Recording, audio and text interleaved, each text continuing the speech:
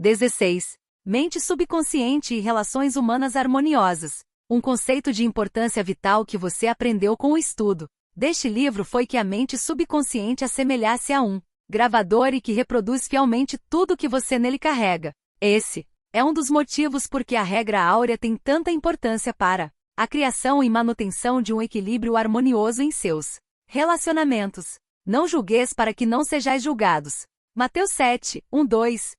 Essa lição encerra sentidos tanto externos quanto internos. Interno diz respeito à conexão entre as mentes consciente e subconsciente. Ou, parafraseando as escrituras, como gostaria que os outros pensassem sobre você, pense neles da mesma maneira. Como gostaria que se sentissem a seu respeito, sinta a respeito deles também. Como gostaria que os outros se comportassem em relação a você, comporte-se em relação a eles. Você, por exemplo, pode ser polido e cortês com um colega no escritório, mas quando ele volta as costas, critica-o e sente rancor. Pensamentos negativos como esses são altamente destrutivos para você. É como se você tomasse veneno. A energia negativa que eles geram rouba sua vitalidade, entusiasmo, vigor, orientação superior e boa vontade. Mergulhando no subconsciente, esses pensamentos e emoções negativos causam todos os tipos de problemas e doenças em sua vida. A chave mestra para os relacionamentos felizes. Não julgueis para que não sejais julgados, pois com o critério que julgardes, sereis julgados, e com a medida com que tiverdes medido vos medirão também. Mateus 7, 1 e 2. A chave para as relações harmoniosas encontra-se no estudo atento desses versículos e na aplicação das verdades internas que eles representam. Julgar é pensar, chegar a um veredicto mental ou a uma conclusão. O modo como você pensa sobre outra pessoa é seu, porque você é o ser pensante. Pensamentos são criativos. Por conseguinte, você cria efetivamente em sua experiência o que pensa e sente sobre outra pessoa. A sugestão que dá a outrem dá também a si mesmo, porque sua mente é um instrumento criador. Esse é o motivo de o evangelista armar, pois com o critério que julgardes, sereis julgados. Isso significa que, aplicando padrões, critérios aos demais, você os cria no subconsciente, que em seguida os aplica em você. Uma vez que conheça essa lei e compreenda a maneira como o subconsciente funciona, você terá sempre cuidado ao pensar, sentir e agir da maneira correta em relação aos outros, porque assim fazendo estará criando uma situação de ação, sentimento e pensamento corretos para você mesmo, e com a medida com que tiverdes medido vos medirão também. O bem que você faz aos demais volta em idêntica medida como também o mal, obedecendo à lei que regula sua própria mente. Se alguém rouba ou engana outra pessoa, ele está, na realidade, roubando e enganando a si mesmo. A sensação de culpa e o estado de perda inevitavelmente atrairão para ele no futuro a perda que provocou. A mente subconsciente grava o ato mental que praticamos e reage de acordo com a intenção ou motivação desse ato. O subconsciente é impessoal e imutável e não leva em consideração pessoas nem respeita afiliações religiosas ou instituições de qualquer tipo. Não é compassivo nem vingativo. A maneira como você pensa, sente e age em relação aos outros volta no M para você mesmo. As manchetes deixavam-no doente. Comece agora a se observar. Observe suas reações a pessoas, condições e circunstâncias. Anote-as em uma caderneta para estudo posterior. Como reagiu aos fatos e notícias do dia? Não faz a mínima diferença se todas as outras pessoas estão erradas e só você está certo. Se as notícias o incomodam, quem praticou o mal contra você foi você mesmo, uma vez que as emoções negativas roubaram sua paz e harmonia. Recebi carta de uma mulher pedindo ajuda para o marido. Explicava que ele tinha acessos de raiva toda vez que lia certa coluna do jornal, e acrescentava que essa reação constante de raiva e de fúria reprimida era péssima para a pressão arterial muito alta do marido. O médico lhe dissera que tinha que descobrir uma maneira de reduzir o estresse por meio de recondicionamento emocional. Convidei o marido para me visitar. Expliquei-lhe a maneira como a mente funciona. Ele compreendia que era um sinal de imaturidade emocional ficar zangado com um artigo de jornal, mas não tinha ideia dos danos que a raiva provocava em sua mente e em seu corpo.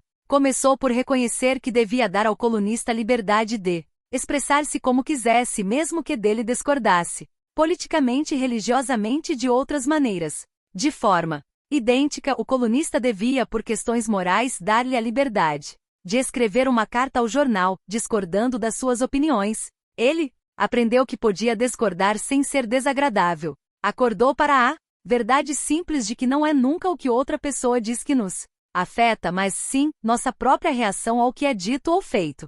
Essa explicação ajudou-o a curar-se. Reconheceu que com um pouco de prática poderia dominar essas crises matutinas de mau humor. A esposa me contou mais tarde que ele acabou por aprender a rir do que dizia aquele colunista com quem tanto antipatizava. Aprendeu também a rir de si mesmo por reagir com tal veemência. A coluna do jornal não tem mais o poder de perturbá-lo, incomodá-lo, irritá-lo. A hipertensão arterial está sob controle como resultado do aumento de seu equilíbrio emocional e serenidade.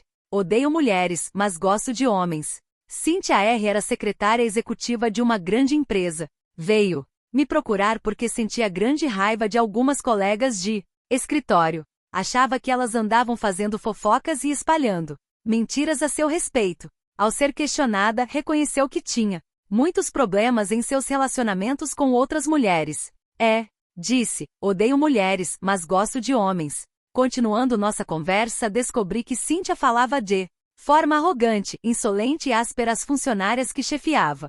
Havia certa vaidade na maneira como falava, e eu lhe disse que o tom de voz que usava poderia afetar desagradavelmente outras pessoas. Ela não se dava conta disso. Para ela, o ponto importante era que as colegas adoravam criar-lhe casos.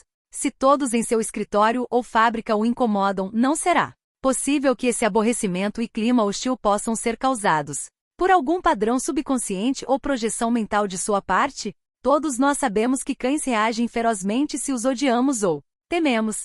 Animais captam nossas vibrações subconscientes e reagem a isso. Será tão absurdo assim dizer que seres humanos são tão sensíveis nesse particular como cães, gatos e outros animais? A essa mulher que odiava mulheres sugeri um tipo de oração. Expliquei-lhe que quando ela começasse a identificar-se com valores espirituais e a armar as verdades da vida, o ódio às mulheres desapareceria inteiramente, bem como aquele jeito de falar e maneirismo que revelava aos outros que os odiava. Ela ficou espantada em saber que as emoções aparecem na fala, nos atos, textos e em todos os aspectos de nossa vida. Como resultado de nossa conversa, Cynthia parou de comportar-se de sua maneira típica, ressentida e irritada. Criou uma oração que recitava de modo regular, sistemático e consciente no escritório. A prece que usou com tanto sucesso foi a seguinte: penso, falo e ajo carinhosa, tranquila e pacificamente. Agora envio amor, paz, tolerância e bondade a todos que me criticaram e fizeram fofoca a meu respeito. Baseio meus pensamentos em paz, harmonia e boa vontade para com todas as pessoas. Quando sinto que estou prestes a reagir negativamente, digo com firmeza a mim mesma: eu penso, falo e ajo do ponto de vista do princípio da harmonia, saúde e paz existente em mim. A inteligência criativa me guia, governa e dirige em todos os meus atos. A prática da prece transformou-lhe a vida. Descobriu que a atmosfera de crítica e aborrecimento no escritório desapareceu. Gradualmente, as colegas tornaram-se amigas e companheiras na jornada da vida. Descobriu a verdade de que não temos ninguém a criticar nem ninguém a mudar, só nós mesmos. O diálogo interior impedia-lhe a promoção. Certo dia, um vendedor de S veio me procurar. Estava muito preocupado com os problemas que enfrentava trabalhando com o gerente de vendas de sua empresa. Estava na companhia havia 10 anos e jamais receberá qualquer promoção ou reconhecimento pelos seus esforços. Mostrou-me suas estatísticas de venda. Notei logo que elas eram proporcionalmente mais altas do que as de outros colegas seus que cobriam o mesmo território. A explicação que ele dava era que o gerente de vendas não o suportava e dizia que era tratado injustamente. Em reuniões, o gerente ridicularizava-lhe as sugestões e em certas ocasiões chegará a tratá-lo com grosseria. Depois de analisarmos juntos a situação, opinei que a causa de todos os seus problemas lhe cabia, em grande parte, a ideia que fazia de seu superior e a maneira como julgava justificavam-lhe a reação. Os critérios com que julgamos serão os mesmos com que nos julgarão. O critério e conceito que Jim fazia do gerente eram os aplicáveis a um homem mesquinho, preconceituoso e briguento. Jim sentia-se amargo e hostil contra o chefe. A caminho do trabalho, mantinha uma vigorosa conversa consigo mesmo, cheia de críticas argumentos, recriminações e denúncias contra o gerente. O que mentalmente dava de era inevitavelmente obrigado a receber de volta. Ao M de nossa conversa, ele reconheceu que seu diálogo interior era altamente destrutivo. A intensidade e a força dos seus pensamentos e emoções, a condenação mental e aviltamento do gerente penetravam em sua mente subconsciente. Isso gerava a reação negativa do chefe, bem como lhe criava outros distúrbios pessoais, físicos e emocionais. Por insistência minha, Jim começou a orar com frequência da seguinte maneira: em meu universo mental, eu sou o único pensador. Sou responsável pelo que penso sobre meu chefe. Meu gerente não é responsável pelo que penso sobre ele. Recuso-me a conceder poder a qualquer pessoa, lugar ou coisa que me aborreçam ou me perturbem. Desejo saúde, sucesso, paz de espírito e felicidade a meu chefe. Sinceramente desejo-lhe o bem, e sei que ele é divinamente orientado em tudo o que faz. Lenta, tranquila e sinceramente repeti a oração, sabendo que a mente é como um jardim e que tudo que nele plantamos brota como sementes que se transformam no que são por natureza. Ensinei-o também a praticar visualização e criação de imagens mentais antes de dormir. Ele criou um cenário no qual o gerente cumprimentava-o pelo seu excelente trabalho, elogiava-lhe a seriedade e o entusiasmo e mencionava a reação maravilhosa que ele despertava nos clientes. Jim vivenciou a realidade de tudo isso. Sentiu o calor do aperto de mãos do chefe, notou-lhe o tom de voz, observou-lhe o sorriso, rodou um verdadeiro filme mental, dramatizando-o da melhor maneira que pôde. Noite após noite, reapresentava o filme, sabendo que a mente subconsciente era o meio receptivo no qual seriam gravadas essas imagens, intencionalmente concebidas, gradualmente por um processo que podemos considerar como osmose mental e espiritual. Ele produziu uma impressão no subconsciente. A manifestação dessa impressão no mundo objetivo ocorreu automaticamente. Tempos depois, o gerente chamou-o à ação. Francisco deu-lhe parabéns e promoveu-o a gerente da divisão de vendas com aumento de responsabilidades e substancial elevação de salário. Logo que mudou o conceito e a estimativa que fazia do chefe, a mente subconsciente de Jim providenciou para que ele reagisse na mesma proporção, tornando-se emocionalmente maduro. O que alguém diz não pode, na realidade, nos incomodar ou nos irritar, a menos que permitamos que isso aconteça. A única maneira como alguém pode nos perturbar é por meio de nosso próprio pensamento. Se ficamos zangados, temos que passar por 4 estágios mentais. Começamos por pensar no que foi dito. Resolvemos ficar zangados e geramos a emoção da raiva. Em seguida, decidimos agir, talvez com palavras ou indo às vias de fato. Como você vê, o pensamento, a emoção, a reação e a ação, todos ocorrem em nossa mente. Mas o que significa ser emocionalmente maduro? Significa que ultrapassamos a tendência natural, mas também infantil, de responder com negatividade às críticas e ressentimentos dos outros. Ninguém gosta de ser criticado ou menosprezado. Temos, contudo, a capacidade de escolher como reagir quando isso acontece. A escolha madura consiste em evitar responder de forma analogamente negativa. Pagar na mesma moeda significa se colocar no nível da crítica humilhante e tornar-se uno com a atmosfera negativa do outro. Identifique-se com seu objetivo na vida. Não permita que qualquer pessoa, lugar ou coisa o desvie de seu senso interior de paz, tranquilidade e saúde radiante. O sentido do amor em relações humanas harmoniosas. Sigmund Freud, o fundador da psicanálise e uma das mais importantes guras da história da psicologia, declarou que a menos que haja amor na personalidade do indivíduo, ele adoece e morre. Amor inclui compreensão, boa vontade e respeito pela divindade do próximo. Quanto mais amor e boa vontade projetamos, transpiramos, mais recebemos deles de volta. Se agredimos e ferimos o ego de alguém, afetando-lhe a autoestima, não podemos conquistar sua boa vontade. Reconheça que todos querem ser amados e apreciados. Neste mundo, todas as pessoas precisam sentir-se importantes. Compreenda que a outra pessoa conhece seu verdadeiro valor. Tal como você, ela sente a dignidade de ser uma manifestação do princípio de vida único, que anima todas as pessoas. Ao fazer isso deliberada e conscientemente, você reforça o ego da outra pessoa, e ela retribui com amor e boa vontade. Ela odiava a plateia. Marisse sempre sonhou em ser atriz. Estudou teatro na faculdade teve a boa sorte de ser contratada por uma importante companhia de teatro de uma região do país que ela não conhecia. Na primeira vez em que se apresentou com a companhia foi vaiada. Desanimada e zangada, resolveu que o povo daquela região era estúpido, ignorante e atrasado. Odiou-o. Após um período muito ruim, foi dispensada pela companhia. Voltou para a região onde crescerá, deixou o teatro e foi trabalhar como garçonete.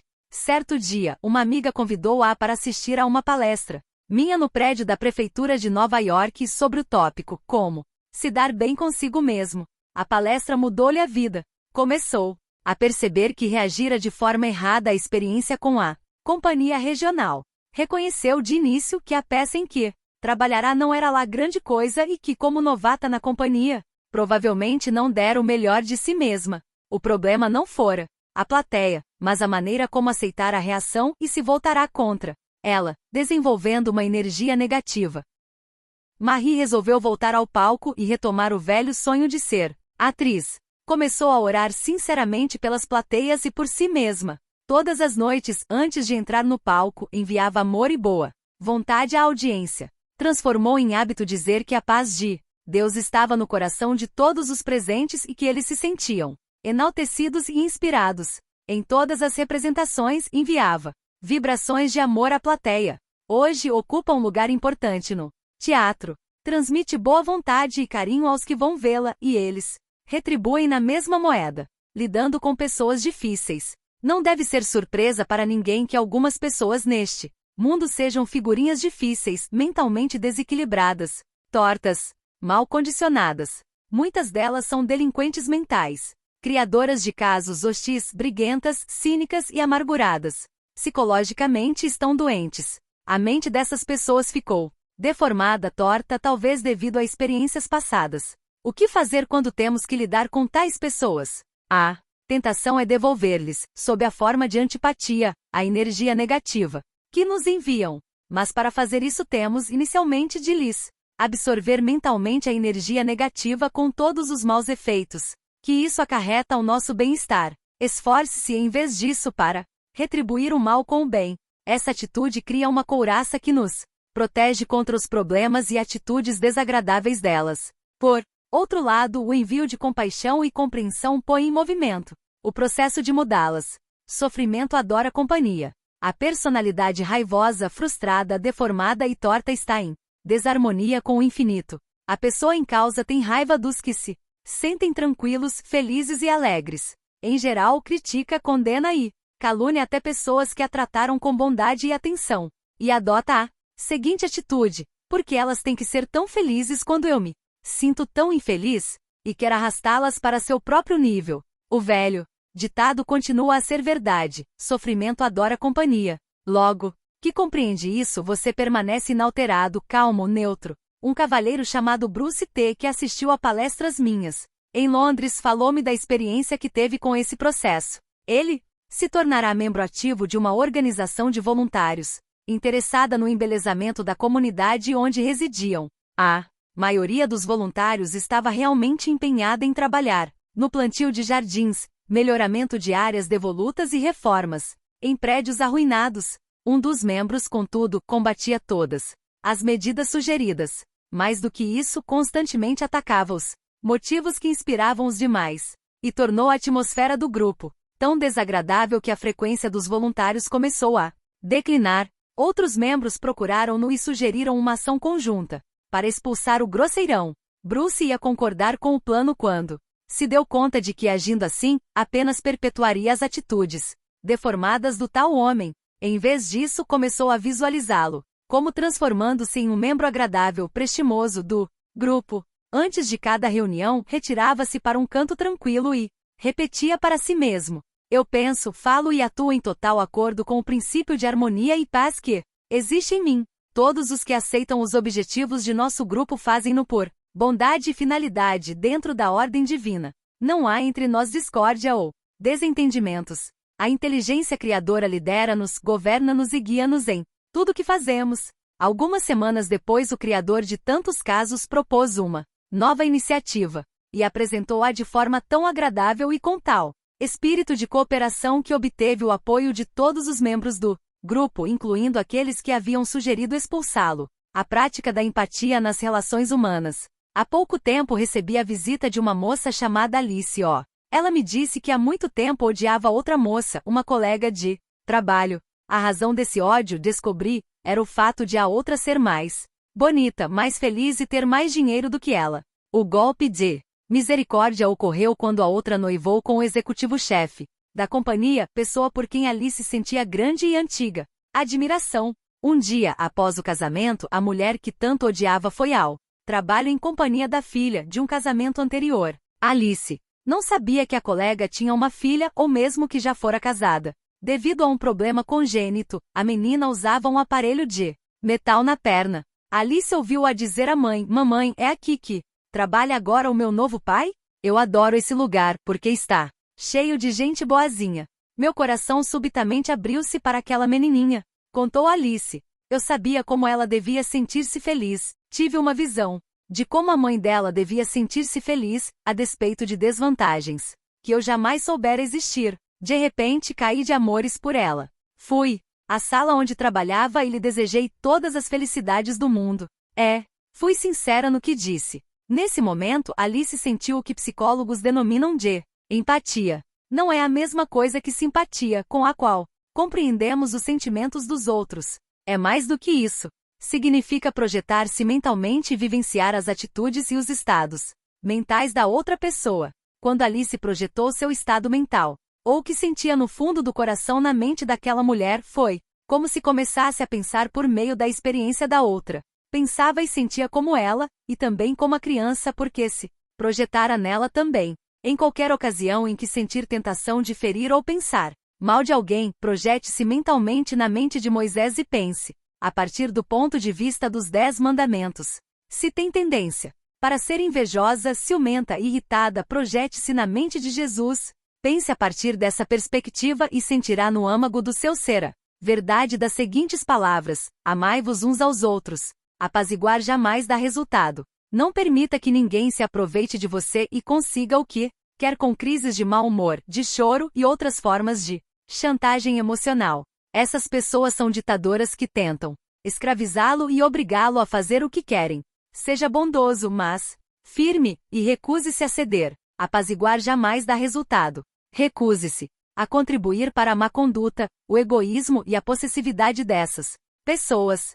Lembre-se de que essa é a maneira certa de agir. Você está aqui para realizar seu ideal e permanecer fiel às verdades e aos valores espirituais eternos da vida. Não dê a ninguém no mundo o poder de desviá-lo de sua meta, de seu objetivo na vida, que é o de manifestar no mundo seus talentos, servir à humanidade e revelar mais e mais a sabedoria, verdade e beleza de Deus a todas as pessoas. Permaneça fiel a seu ideal. Aceite definitiva e absolutamente que tudo que contribuir para sua paz, felicidade e realização pessoal terá que ser necessariamente uma bênção para todos que caminham sobre a terra. A harmonia da parte é a harmonia do todo, porque o todo está na parte e a parte está no todo. Tudo que você deve ao outro, como diz São Paulo, é amor, e amor é a aplicação da lei da saúde, da felicidade e da paz de espírito.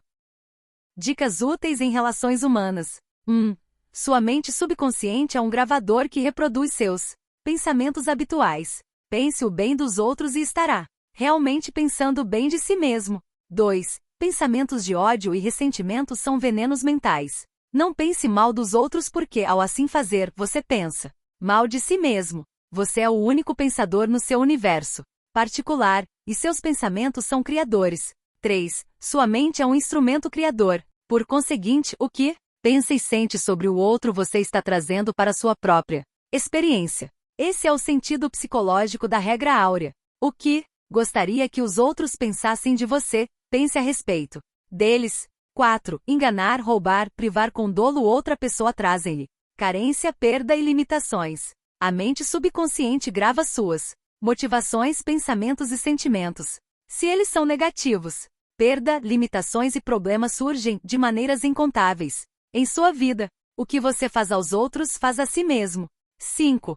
O bem que faz, a bondade que demonstra, o amor e os bons votos que envia voltarão a você multiplicados muitas vezes. 6. Você é responsável pelo modo como pensa sobre o outro. Lembre-se, o outro não é responsável pela maneira como você pensa nele. Seus pensamentos são reproduzidos. O que é que você, neste momento, está pensando sobre ele? 7. Amadureça emocionalmente e permita que os outros discordem de você. Eles têm o direito de assim proceder, e você também o mesmo direito de discordar deles. Mas você pode discordar sem ser desagradável. 8. Da mesma maneira que animais captam vibrações de medo, numerosas pessoas são igualmente sensíveis nesse particular. Os pensamentos que você acredita que estão ocultos são, na realidade, irradiados por sua voz, expressões faciais e linguagem corporal. Isso é verdade tanto no que interessa a pensamentos positivos quanto negativos. 9. Sua conversa interior, representando seus pensamentos e sentimentos, volta sob a forma das reações dos outros a você. 10. Deseje aos outros o que deseja a si mesmo. Esse é o princípio fundamental de relações humanas harmoniosas. 11. Mude o conceito e a estimativa que faz de seu empregador. Sinta e tenha certeza de que ele está praticando a regra áurea e a lei do amor e ele reagirá de acordo. 12. Ninguém pode aborrecê-lo ou irritá-lo, a menos que você permita. Seu pensamento é criador. Você pode abençoar o outro. Se alguém insultá-lo com um palavrão, você tem a liberdade de responder, que a paz de Deus esteja em sua alma. 13. O amor é a solução para se relacionar bem com pessoas. Amor é compreensão, boa vontade e respeito pela divindade do outro. 14. Tenha compaixão e compreensão por aqueles cujo condicionamento negativo tornou-se pessoas difíceis, desagradáveis. A centelha divina está nelas como está em todos nós. Compreender tudo é perdoar tudo. 15. Alegre-se com o sucesso, a promoção, a boa sorte dos outros. Ao assim agir, você atrai boa sorte. 16. Jamais ceda às cenas emocionais e crises de mau humor dos outros. O apaziguamento jamais dá resultado. Não seja um capacho. Faça o que é certo. Seja fiel a seu ideal, sabendo que a postura mental que lhe dá paz, felicidade e alegria é certa, boa e verdadeira. O que o abençoa, a todos abençoa também. 17. A única coisa que devemos a alguém no mundo é amor e amor significa desejar para todos aquilo que desejamos para nós mesmos, saúde, felicidade e todas as bênçãos da vida.